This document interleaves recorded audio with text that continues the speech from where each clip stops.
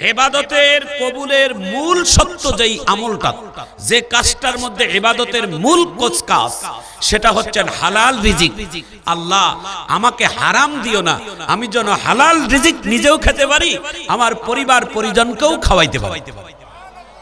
সুবহানাল্লাহ বলেন। হালাল রিজিক, হালাল রিজিক পেটের মধ্যে দিয়া আপনি যখন ইবাদতে যাবেন, ওই ইবাদতে আলাদা মজা, কিন্তু হারামের মধ্যে কোনো মজা নাই।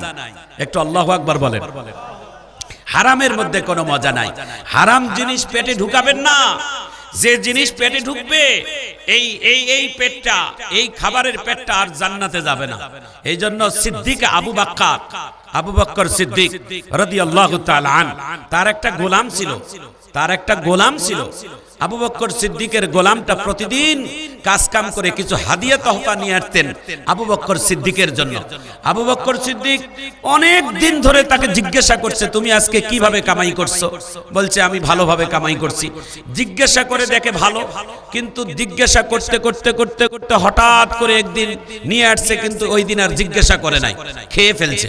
খাওয়ার পরে জিজ্ঞাসা, গোলাম ডাক দিয়ে বলে, আবু বকর, আজকে প্রায় 2-3 বছর যাবত আপনি আমাকে জিজ্ঞাসা করে না করে খান না, আজকে না করে কেন খাইলে? আমি তো জানি তুমি প্রতিদিন ভালো কামাই করো, হালাল ভাবে কামাই করো।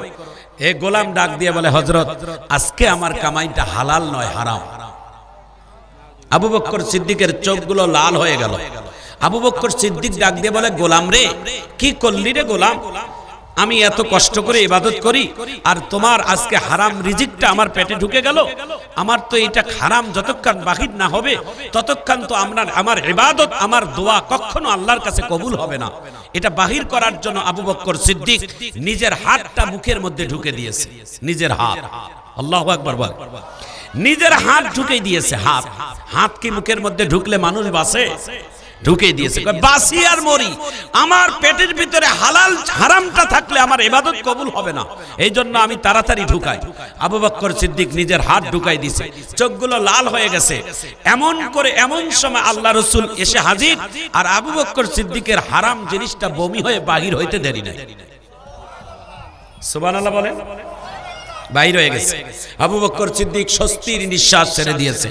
আল্লাহ রাসূল ডাক দিয়ে বলে, আবু বকর, আত্মহত্যা করা মহাপাপ, আত্মহত্যা করা মহাপাপ।